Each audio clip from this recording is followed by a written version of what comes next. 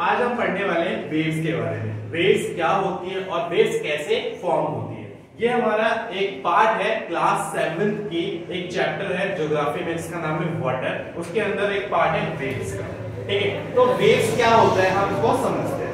जो वेव्स होते हैं ना वो होते हैं ओशन में। ठीक है, लेट्स सपोज हमारे ओशन है, ठीक है, और जब ओशन में पानी क्या होता है, राइज होता है। क्या होता है, पानी राइज होता है।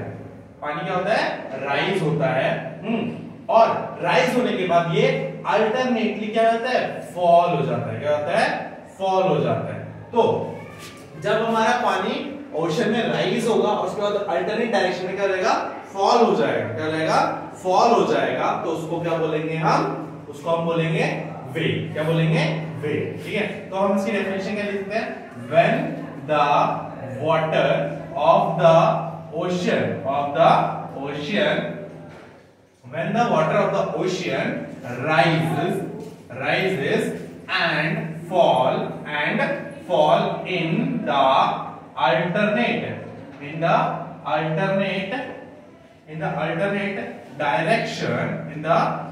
direction, this is known as wave.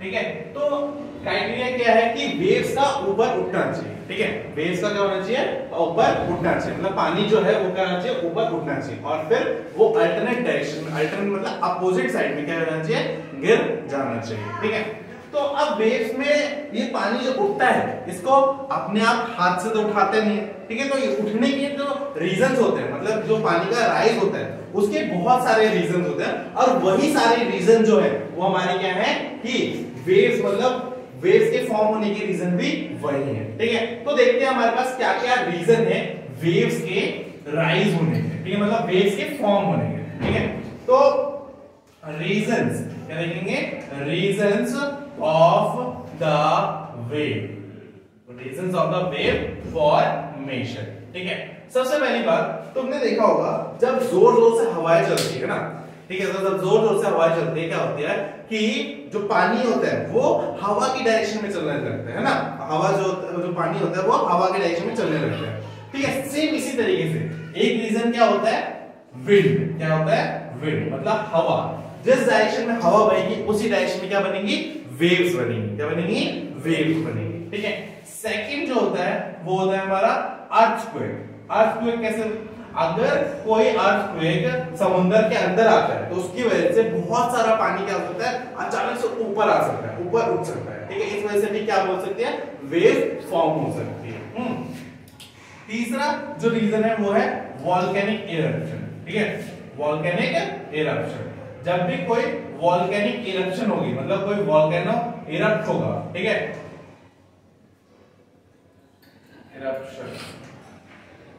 ठीक है, जब भी कोई वोल्केनिक इरप्शन होगा ओशन के अंदर तब भी हमारी वेव फॉर्म हो सकती है। ठीक है, तो इसके बाद हम बात करते हैं कि जो एक सुनामी वर्ड सुनते हैं, है ना, सुनामी जो वर्ड सुनते हैं, ये सुनामी होती क्या है। सुनामी उस वेव को कहा जाता है जो बहुत ज्यादा ऊंची होती है और जिसकी स्पीड बहुत ज्यादा होती है। ठीक है, जो सुनामी वर्ड है ये एक जापानीज वर्ड है जिसका मतलब है हार्बर वाटर। इसका मतलब क्या है, हार्बर वाटर। ठीक है, जो ये सुनामी है, जो ये सुनामी है, सुनामी है ना, सुनामी का मतलब क्या है, हार्बर वाटर।